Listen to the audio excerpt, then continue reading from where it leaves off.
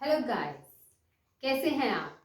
आज हम अपने चैनल बॉर्न इकोनॉमिस्ट पर नया टॉपिक स्टडी करने जा रहे हैं। आज का हमारा टॉपिक है यूटिलिटी, यानी कि तुष्टि गुण। इसको हिंदी में इकोनॉमिक लैंग्वेज में तुष्टि गुण कहते हैं।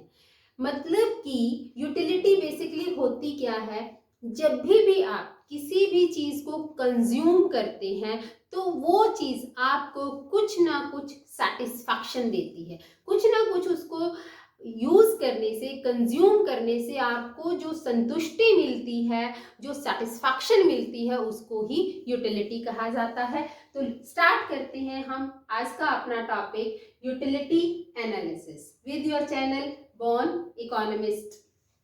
तो यूटिलिटी बेसिकली होती क्या है, want satisfying power of a commodity is called as utility। किसी भी वस्तु में जो आपकी नीड्स को, जो आपकी जरूरत को सेटिस्फाई करने की एक पावर होती है, उसी चीज को यूटिलिटी कहा जाता है। स्टूडेंट्स, यूटिलिटी को मेजर करने की हमारे पास 3 थ्योरीज हैं। सबसे पहला है cardinal utility analysis. Cardinal utility का मतलब है कि यूटिलिटी को हम कार्डिनल नंबर, अब कई बच्चों को नहीं पता होगा कार्डिनल बेसिकली होते क्या है। जो हम काउंटिंग करते हैं ना, जो हम डिजिट्स 1 2 3 4 5 काउंट करते हैं, वो आपके कार्डिनल नंबर्स होते हैं, यानी कि गिनती। ठीक है, तो ये एनालिसिस कार्डिनल यूटिलिटी एनालिसिस कहते हैं कि utility can be measured in the number.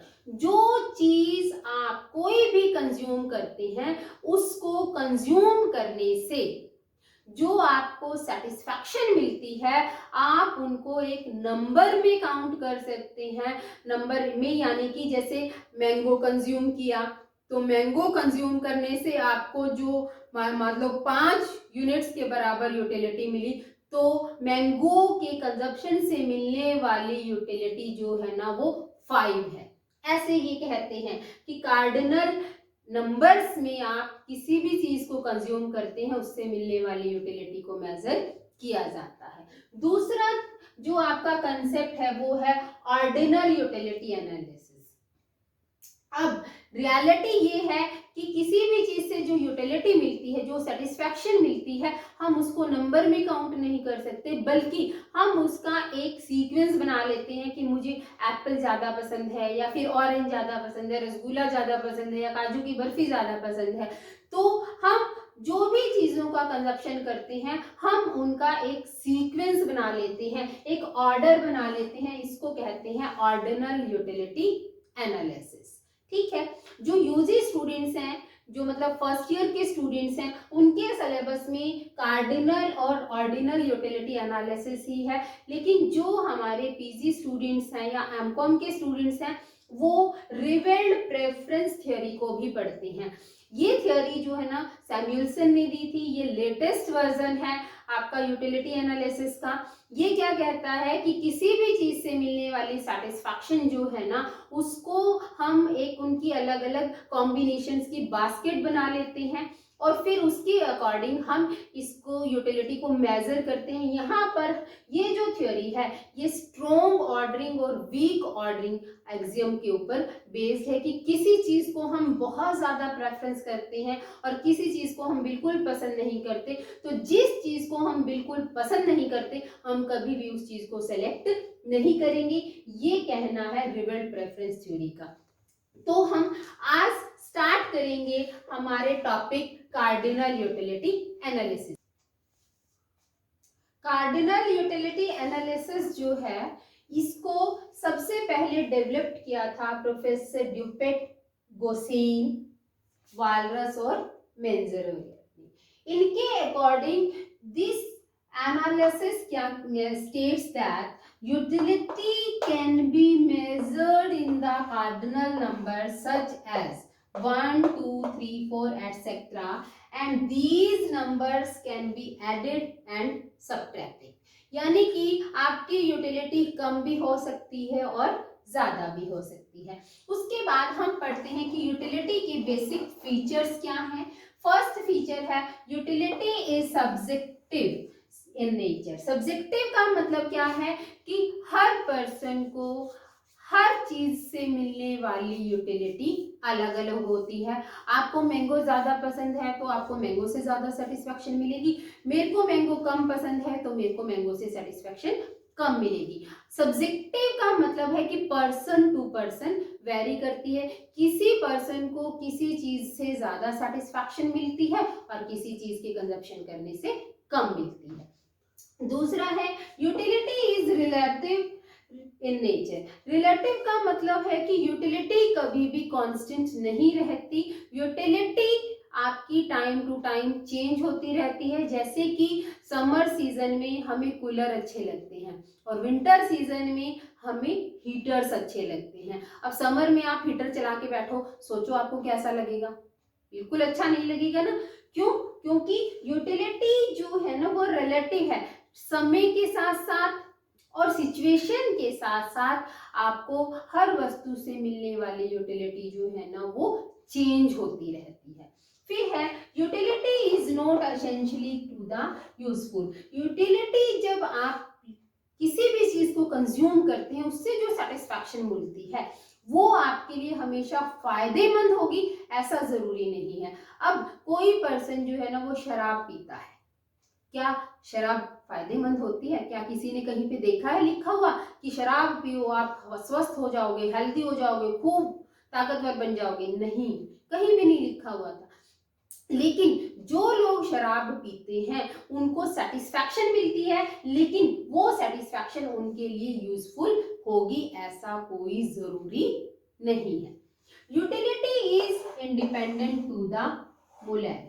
Molarity यानी कि मॉरल वैल्यूज का और यूटिलिटी का आपस में कोई भी कनेक्शन नहीं होता। अब जैसे अभी मैंने बताया कि एक पर्सन शराब पी रहा है, उसको सेटिस्फैक्शन तो मिलती है। क्या हमारे समाज में एक शराबी को बहुत अच्छी इंपॉर्टेंस दी जाती है, उसको हम बहुत आदर से पूजते बिठाते हैं कि आजा आजा हमारे घर में आजा बैठ जा? बिल्कुल भी नहीं। जो जिनके घर का वो मेंबर होता है वो भी उसको धक्के मार रहे होते हैं, निकल बाहर, शराब का जब नशा उतर जाए तब आना। ठीक है ना? तो कहने का मतलब क्या है कि यूटिलिटी का मॉरल वैल्यूज के साथ कोई भी लेना देना नहीं होता। अब हम पढ़ेंगे यूटिलिटी की अजम्पशंस क्या है। यानी कि देखो इस चैप्टर में आपके 3 या 4 क्वेश्चन बनते हैं, चारों क्वेश्चन इंपॉर्टेंट हैं। ठीक है, तो जितने भी आपके क्वेश्चंस हैं सब में अजम्पशंस सेम रहेंगी, 1-2 अजम्पशन ऐड होंगी। ये मैंने वो अजम्पशंस लिखी हैं जो हम आगे law of diminishing marginal utility पढ़ेंगे, law of equi marginal utility पढ़ेंगे और कंज्यूमर इक्विलिब्रियम पढ़ेंगे अंडर कार्डिनल यूटिलिटी एनालिसिस। तो तीनों लॉज में अजम्पशंस ये सारी की सारी सेम रहेंगी। तो पहला है रैशनल कंज्यूमर। जब हम यूटिलिटी के लॉज को स्टडी करते हैं तो वहां पर हम इस चीज का ध्यान रखते हैं कि हम ये कहते हैं कि कंज्यूमर रैशनल है। रैशनल यानी कि सोच विचार कर काम करने वाला है, उसको पता है कि उसको किस चीज को कंज्यूम करने से सेटिस्फेक्शन ज्यादा मिलेगी और किस चीज से कम मिलेगी। Utility can be measured in the cardinal number. दूसरी अजम्पशन है कि इस लॉ को स्टडी करते हुए हम ये मानकर चलते हैं कि जो वस्तुओं के कंजप्शन से हमें यूटिलिटी मिलती है हम उनको कार्डिनल नंबर 1, 2, 3, 4 एटसेट्रा इनके अंदर मेजर कर सकते हैं। इंडिपेंडेंट यूटिलिटी, हर वस्तु के अंदर आपकी वांट्स को सेटिस्फाई करने के एक अलग फीचर होता है। हर वस्तु से मिलने वाली यूटिलिटी अलग अलग होती है। ठीक है, marginal utility of money is constant. इस लॉ में ये मानकर चला जाता है कि वैसे तो हर चीज जो आप लगातार कंज्यूम करते चले जाते हैं उससे आपकी सेटिस्फैक्शन कहीं ना कहीं जीरो हो जाती है, आप उस चीज को लेना बंद कर देते हैं। लेकिन मनी, पैसा एक ऐसी चीज है, आने दो आने दो आने दो आने दो।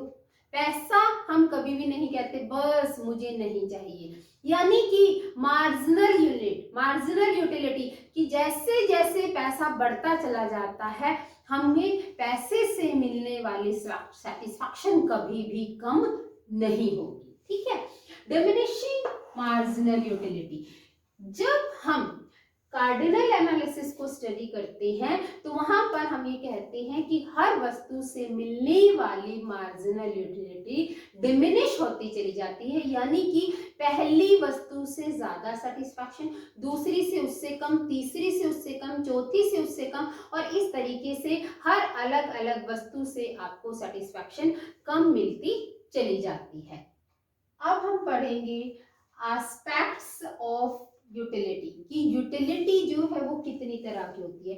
फर्स्ट है आपका टोटल यूटिलिटी और सेकंड टाइप है मार्जिनल यूटिलिटी। अब टोटल यूटिलिटी को हम जगह जगह TU लिखते हैं, T for total, U for utility. Marginal utility को MU से हम रिप्रेजेंट करते हैं। अब टोटल यूटिलिटी क्या होता है? It is the aggregate of the utilities obtained from the consumption of different units। आपने किसी भी एक चीज की अलग अलग यूनिट्स को कंज्यूम किया, उन सभी यूनिट्स को कंज्यूम करने से आपको टोटल कितनी यूटिलिटी मिली उसका एग्रीगेट जो है ना, उसको टोटल यूटिलिटी कहा जाता है। इसका फॉर्मूला होता है TU of x is the function of Q of x। इसका मतलब है total utility gained by consuming units of x is equal to utility gained by different units of x and its aggregate। Aggregate का मतलब है कि जितनी भी आपने सपोज कीजिए फर्स्ट, सेकंड, थर्ड, फोर्थ, ये 4 यूनिट्स जो है ना कंज्यूम की, इनसे पहली से टोटल यूटिलिटी आपको मिली 2, फिर मिली 5, फिर मिली 7, फिर मिली 9।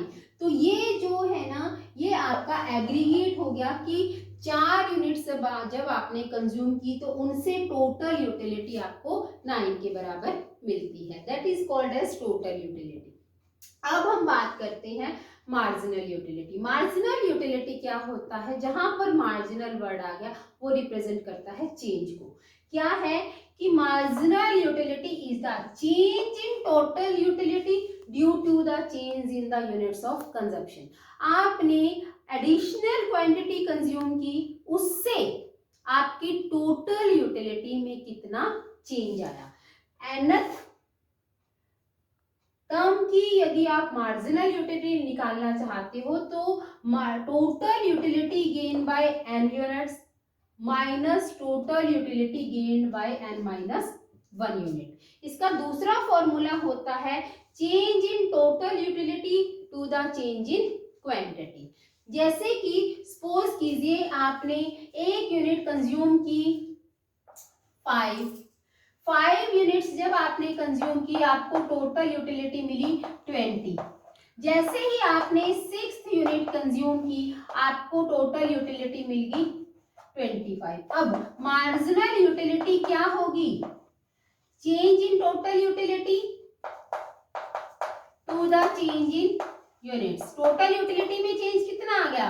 5। यूनिट्स में चेंज कितना आया? 1। तो मार्जिनल यूटिलिटी इस केस में हो गई 5। आपकी टोटल यूटिलिटी जो है वो हमेशा पॉजिटिव रहती है। Total utility is always positive. Marginal utility may be positive, may be negative और 0। जब तक आपकी टोटल यूटिलिटी जब तक बढ़ती रहती है तब तक मार्जिनल यूटिलिटी पॉजिटिव रहेगी। जब आपकी टोटल यूटिलिटी कांस्टेंट हो जाएगी वहां पर मार्जिनल यूटिलिटी 0 हो जाएगी। जब टोटल यूटिलिटी डिक्रीज होना शुरू कर देती है, यानी कि आपने की चीजें कंज्यूम की लेकिन आपको सेटिस्फैक्शन की बजाय डिससेटिस्फैक्शन हो रहा है, मतलब आपको अच्छा नहीं लग रहा कंज्यूम करके, वॉमिट जैसी सिचुएशन आ जाती है, जब सैचुरेशन ओवर सैचुरेशन हो जाता है, तो उस केस में टोटल यूटिलिटी बढ़ने की बजाय कम होना शुरू कर देती है, वहां पर आपकी मार्जिनल यूटिलिटी हो जाएगी नेगेटिव। इस चीज को अब हम एक टेबल और डायग्राम से समझेंगे।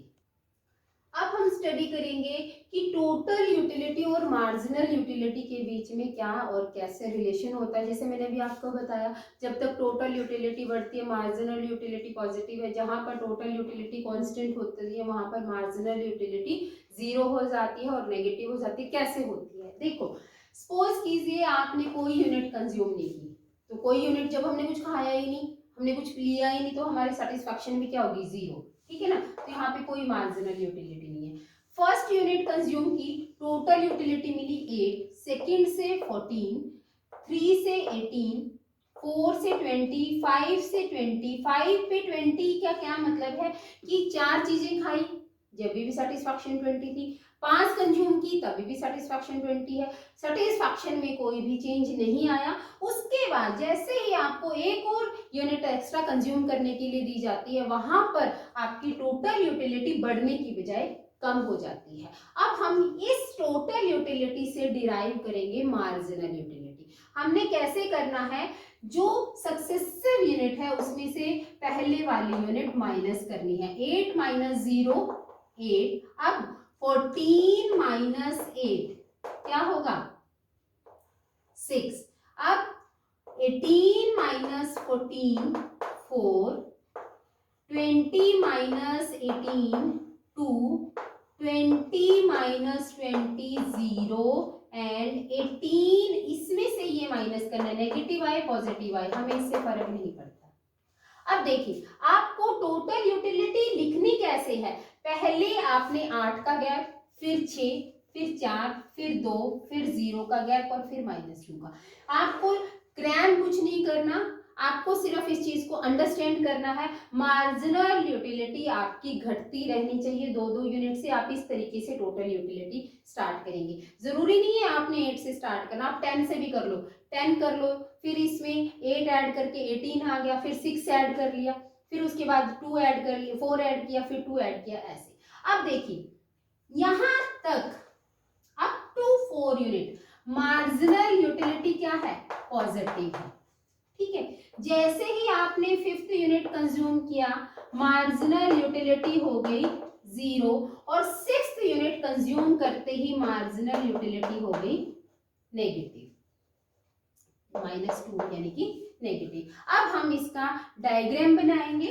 डायग्राम में देखिए आपको 2 डायग्राम्स इकट्ठे बनाने हैं, टोटल यूटिलिटी का भी और मार्जिनल यूटिलिटी का भी। ऊपर आप दिखाएंगे टोटल यूटिलिटी, नीचे आप शो करेंगे मार्जिनल यूटिलिटी। ये है यूनिट्स ऑफ एक्स, यहाँ पर भी हैं आपके यूनिट्स ऑफ गुड एक्स, यानी कि जो आप एक्स गुड कंज्यूम कर रहे हैं उसके यूनिट्स। कहाँ तक लेनी है आपने, 6 तक, आप 7 तक ले सकते हैं, 1 2 3 4 5 6 और ये 7। इसके साथ ही यहाँ पर 1, इसके बिल्कुल साथ 2 3 4 5 6 एंड 7। अब पहले हम बनाएंगे टोटल यूटिलिटी। 0 पर टोटल यूटिलिटी 0 है। अब यूटिलिटी आपकी कहां तक है, 20 तक, तो आप 4 के गैप पर, 2 के गैप पर ले लीजिए, 2 4 6 8 10 12 14 16 18 and this 20 and this 22। First unit consume की टोटल यूटिलिटी जो है ना आपकी कितनी हो गई, 8। सेकेंड यूनिट कंज्यूम की टोटल यूटिलिटी हो गई 14, फिर हो गई 18, फिर हुई 20, फिर हो गई अगेन 20 और फिर उसके बाद 18। जब आप इस कर्व को प्लॉट करेंगे तो ये कर्व आपका आ जाएगा टोटल यूटिलिटी कर्व। आपका टोटल यूटिलिटी कर्व आ गया। अब हम उससे डिराइव करेंगे मार्जिनल यूटिलिटी कर्व। देखिए एक सिंपल आसान सा तरीका ये है कि हमने यहाँ पर टेबल में शो किया है कि मार्जिनल यूटिलिटी जो है ना 5th यूनिट पे 0 है, तो आप 5th यूनिट पे ऐसे ले आइए। यहाँ पर आपकी मार्जिनल यूटिलिटी 0 है, 6 यूनिट पे आपकी मार्जिनल यूटिलिटी -2 है, तो यहीं से ऐसे ही आप जो है ना ये मार्जिनल यूटिलिटी कर्व ड्रॉ करेंगे। ये आसान तरीका है, इससे आपके डायग्राम के गलत होने के चांसेस नहीं रहते। ये रिप्रेजेंट करता है कि यहाँ तक आपकी मार्जिनल यूटिलिटी पॉजिटिव है, यहाँ पर मार्जिनल यूटिलिटी 0 हो गई जब आपकी टोटल यूटिलिटी कांस्टेंट है। उसके बाद जैसे ही टोटल यूटिलिटी डिक्रीज होना शुरू करती है, मार्जिनल यूटिलिटी आपकी नेगेटिव हो जाती है। इसी पर बेस्ड है हमारा law of diminishing marginal utility. अब हम स्टडी करेंगे law of diminishing marginal utility. ये लॉ जो है ये एग्जाम के पॉइंट ऑफ व्यू से बहुत इंपॉर्टेंट है। क्वेश्चन पूरा ऐसे आता है, what do you understand by law of diminishing marginal utility, explain and critically examine it. तो ये पूरा का पूरा 16 नंबर के हिसाब से बहुत ही इंपॉर्टेंट क्वेश्चन है। तो law of diminishing marginal utility क्या कहता है? It states that other things being equal the marginal utility of a good diminish as more and more of its consumed। इसका मतलब क्या है कि जैसे जैसे किसी एक कमोडिटी की आप ज्यादा से ज्यादा quantity as it is used, ये जितनी जितनी कंज्यूम होती चली जाती है एक गिवन टाइम पीरियड में बिना किसी टाइम लैग के, तब उससे मिलने वाली मार्जिनल यूटिलिटी धीरे धीरे डिक्रीज होती चली जाती है। इसको प्रोफेसर गोसेन ने दिया था, इसीलिए इसको गोसेन्स फर्स्ट लॉ ऑफ यूटिलिटी भी कहा जाता है। ठीक है, इस लॉ की अजम्पशंस क्या है? सबसे पहले इसकी डेफिनेशन है सैमुअलसन की कि as the amount consume of a good increases, कि किसी भी गुड का अमाउंट कंज्यूम जैसे जैसे इंक्रीज होता चला जाता है, marginal utility of a good tends to decrease. उस गुड से मिलने वाली मार्जिनल यूटिलिटी डिक्रीज होती चली जाती है। ठीक है, तो जब ये क्वेश्चन आएगा सबसे पहले आपको यूटिलिटी का मीनिंग लिखना है, फिर मार्जिनल यूटिलिटी क्या होती है, फिर law of diminishing marginal utility लिखेंगे, डेफिनेशन लिखेंगे, उसके बाद अजम्पशंस। इस लॉ की अजम्पशंस बिल्कुल वही हैं जो हमने पहले पढ़ी थी। सबसे पहले क्या था? कंज्यूमर रैशनल है, रैशनल कंज्यूमर। दूसरा था यूटिलिटी इज सब्जेक्टिव। मैं शॉर्ट में लिख रही हूँ क्योंकि मैंने आपको बताया था कि अजम्पशंस जो है ना सभी लॉज में सेम रहेंगी, वही अजम्पशंस हैं। दूसरा है यूटिलिटी इज रिलेटिव। ठीक है, फोर्थ है marginal utility of money remains constant. ठीक है, फोर्थ यूनिट है कि utility gained by the good is marginal utility of a commodity of a good goes on diminishing। next है utility is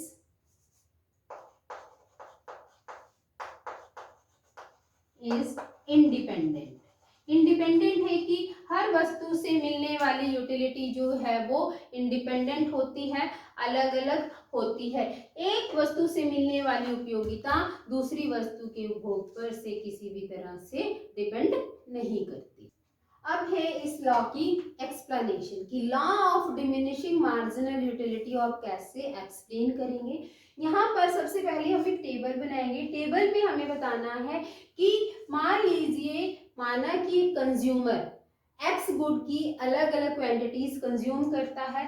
फर्स्ट यूनिट जब consume करता है उससे मिलने वाली मार्जिनल यूटिलिटी जो है ना वो 4 यूटिल्स के बराबर है। मैं आपको एक चीज यहाँ पे बताना भूल गई कि कार्डिनल एनालिसिस ये कहता है कि utility can be measure in the term utils. Utils यानी यूटिल क्या है कि जैसे हम डिस्टेंस को मेजर करते हैं किलोमीटर्स में, वेट को मेजर करते हैं किलोग्राम्स में, ऐसे ही किसी भी चीज से जो आपको सेटिस्फैक्शन मिलती है हम उसको मेजर करते हैं यूटिल्स में। तो यहाँ पर हम ये कहते हैं कि मार्जिनल यूटिलिटी जो है ना फर्स्ट यूनिट से आपको जो मिलती है वो 4 यूटिल्स के बराबर है। सेकेंड यूनिट कंज्यूम करते हैं तो मार्जिनल यूटिलिटी कम होना शुरू हो जाती है, 4 से रहकर कम होकर 3 हो जाती है, फिर 2, फिर 0 और फिर -1। तो यहाँ पर हम इसको डायग्राम से एक्सप्लेन करेंगे। यहाँ पर है आपकी यूनिट्स ऑफ एक्स जो आपने कंज्यूम किया है, ये है आपकी marginal utility of good x. यहाँ पर आपने, ये आपका 0 है, 1 2 3 4 और ये 5 और नीचे आपका -1 एंड -2। ये यूनिट्स है first, second, third, fourth and fifth. पहले आपने फर्स्ट यूनिट कंज्यूम की, मार्जिनल यूटिलिटी मिली 4 यूटेल्स के बराबर। सेकेंड यूनिट कंज्यूम की, मार्जिनल यूटिलिटी कम होकर हो गई 3, फिर आपकी थर्ड यूनिट से हो गई 2, फिर फोर्थ यूनिट से आपकी मार्जिनल यूटिलिटी हो जाती है 0 और फिफ्थ यूनिट से मिलने वाली मार्जिनल यूटिलिटी हो जाती है -1। जब आप इन पॉइंट्स को मिलाएंगे तो आपका एक मार्जिनल यूटिलिटी कर्व आएगा। Point joining points A, B, C, D and E, ये जो है ये आपका मार्जिनल यूटिलिटी कर्व है जो कहता है कि पहले आपकी मार्जिनल यूटिलिटी पॉजिटिव होती है, धीरे धीरे कम होकर 0 हो जाती है और फिर हो जाती है नेगेटिव। इसी को हम कहते हैं law of diminishing marginal utility. देखो बच्चों, मार्जिनल यूटिलिटी वाला जो ये law of diminishing marginal utility है, ये हर केस में अप्लाई नहीं होता। कुछ ऐसे केसेस होते हैं जिनमें law of diminishing marginal utility जो है वो फेल हो जाता है। अब हम स्टार्ट करेंगे कि कहाँ कहाँ पर ये लॉ अप्लाई नहीं होता। अब हम पढ़ेंगे कि law of diminishing marginal utility किन सिचुएशंस में अप्लाई नहीं होता। सबसे पहला है क्यूरियस और द रेयर थिंग। जो चीज़ें बहुत मुश्किल से अवेलेबल होती हैं, उन चीज़ों को, जैसे जिनको स्टैम्प कलेक्शन की हैबिट होती है, ओल्ड कॉइन कलेक्शन की हैबिट होती है, तो उनको वो चीज़ें जितनी ज़्यादा मिलती चली जाती हैं, उनकी क्यूरियोसिटी, उन चीज़ों को कलेक्शन करने की उनकी इच्छा जो है उतनी ज़्यादा बढ़ती चली जाती है। जबकि हम क्या कहते हैं कि जैसे जैसे वस्तु ज़्यादा मिलती चली जाती है, उससे मिलने वाली मार्जिनल यूटिलिटी कम होती चली जाती है। लेकिन इस केस में, जब आपकी रेयर थिंग्स के केस में यदि आप देखते हैं, या जिन चीज़ों के लिए आपकी इच्छा जागृत हो जाती है, उन चीज़ों को आप जितना ज़्यादा पाते चले जाते हैं, उनसे मिलने वाली सेटिस्फैक्शन उतनी ज़्यादा बढ़ती चली जाती है, इसलिए ये लोग वहाँ पर फेल होता है। माइजर्स यानी कि कंजूस व्यक्ति जो है ना, उनकी मार्जिनल यूटिलिटी ऑफ मनी तो कांस्टेंट रहने की बजाय बल्कि बढ़ती चली जाती है। इसके अलावा precious metal, even food, clothes के लिए भी उनकी मार्जिनल यूटिलिटी जो है ना वो कभी भी नेगेटिव नहीं होती। उनकी हमेशा ही मार्जिनल यूटिलिटी ज़्यादा से ज़्यादा गेन करने की रहती है, चाहे वो चीज़ उनके लिए वेस्ट ही क्यों ना हो। तो उन लोगों पर भी ये लॉ अप्लाई नहीं होता। गुड बुक्स और अच्छी पोएम्स, जो बहुत अच्छी अच्छी किताबें हैं, जैसे रविंद्रनाथ टैगोर के उपन्यास हैं, उनकी पोएट्री है, ठीक है ना, मुंशी प्रेमचंद के उपन्यास हो गए, ये सारी सारी ऐसी सी, मतलब APJ अब्दुल कलाम की जो रचनाएं हैं, इन चीज़ों को हम जितना ज़्यादा पढ़ते हैं, जितना ज़्यादा इनकी कलेक्शन हमारे पास होती है, हमें ये चीज़ों से उतना ज़्यादा लगाव होता चला जाता है। उन चीज़ों के लिए आपकी मार्जिनल यूटिलिटी कभी भी कम नहीं होती। इनको आजमा के देख सकते हैं आप। नॉर्मल कंज्यूमर्स, यानी कि जैसे ये लॉ सिर्फ और सिर्फ रैशनल और नॉर्मल कंज्यूमर्स पे अप्लाई होता है। अब कुछ बच्चे जो है ना, वो स्पेशल चाइल्ड जिनको हम कहते हैं, जो सिक होते हैं या जिनका मेंटल लेवल ठीक नहीं होता, उनको नहीं पता चलता कि क्या उनको कंज्यूम करना है और कितनी क्वांटिटी में कंज्यूम करना है। उनकी यूटिलिटी की, उनका अपना सेटिस्फैक्शन लेवल उन लोगों को पता नहीं होता। तो इसलिए उन बच्चों के केस में, उन कंज्यूमर्स के केस में भी ये लॉ अप्लाई नहीं होता। ठीक है, अब मैं कितनी देर से आपको यूटिलिटी और डिमिनिशिंग मार्जिनल यूटिलिटी ये सब पढ़ा रही हूँ, इसकी इम्पोर्टेंस क्या है, हम इस लॉ को क्यों पढ़ते हैं।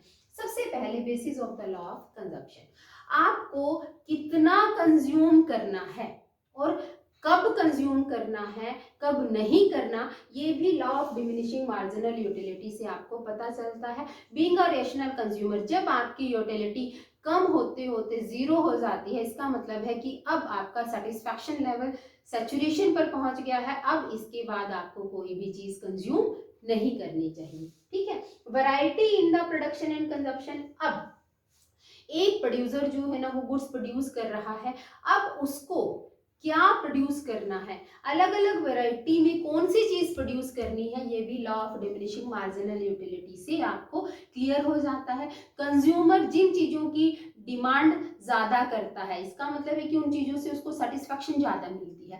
जिन चीजों से कंज्यूमर को सेटिस्फैक्शन ज्यादा मिलती है वो उन्हीं चीजों की मार्केट में डिमांड करेगा और उन्हीं चीजों का ही प्रोड्यूसर को प्रोडक्शन करना चाहिए ताकि वो अपने प्रॉफिट्स को ज्यादा से ज्यादा बढ़ा सके। ठीक है ना, प्राइस डिटर्मिनेशन। अब एक मोनोपोलिस्ट या एक सेलर जो है ना वो अपनी गुड्स के प्राइसेस को डिटरमिन जब करता है तो वो चाहता है कि उसके प्रॉफिट ज्यादा से ज्यादा हो, वो ज्यादा से ज्यादा हाई प्राइस पर सेल कर सके, तो वहां पर भी law of diminishing marginal utility apply होता है। अब आप एक कंज्यूमर हैं, आपको जो चीज पसंद है आप उसके लिए ज्यादा प्राइस देंगे, जो चीज पसंद नहीं है उसके लिए प्राइसेस भी कम देंगे। अब law of diminishing marginal utility से हमें पता चल जाता है कि कंज्यूमर जिस चीज के लिए ज्यादा प्राइसेस देने के लिए तैयार है तो उसके प्राइसेस ज्यादा हाई रखे जाते हैं, यानी कि जिस चीज से मिलने वाली मार्जिनल यूटिलिटी हाई है उसके प्राइस भी हाई है, जिससे मिलने वाली मार्जिनल यूटिलिटी कम है उसके प्राइसेस भी कम है। था आपका law of diminishing marginal utility and utility analysis, इसको ध्यान से पढ़िए। और अब हम नेक्स्ट वीडियो में स्टडी करेंगे law of equi marginal utility. Like कीजिए, शेयर कीजिए, सब्सक्राइब कीजिए। Have a nice day.